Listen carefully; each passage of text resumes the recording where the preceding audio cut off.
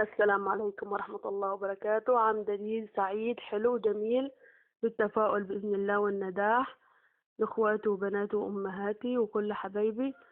ده في المنبار بعد ما أنا جهزته بطريقة سهلة وبسيطة خالص، وإن شاء الله هتعجبكم. بس قبل ما نبدأ أتمنى الاشتراك واللايك للقناة لو سمحتم.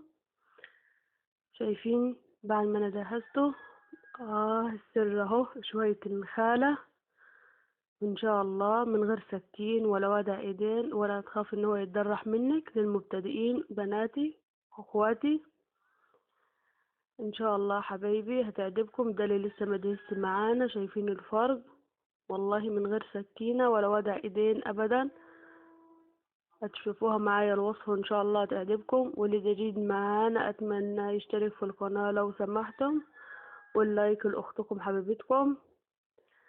شايفين بكل سهولة وبساطة، وهينضف معاكي وهتشكريني على الطريقة السهلة البسيطة دي. وأتمنى يا رب أكون عند حسن ظنكم، وأتمنى يكون على طول معاكم في جديد وبإذن الله من غير تجليد أبدا.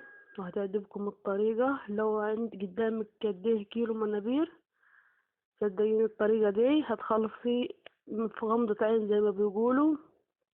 إن شاء الله تعجبكم، وبإذن الله يكون عند حسن ظنكم على طول. عام سعيد تاني على اخواتي وحبايبي، واتمنى يا رب الفرح دايما يكون في العام السعيد الجديد ده علينا وعليكم بإذن الله والرضا.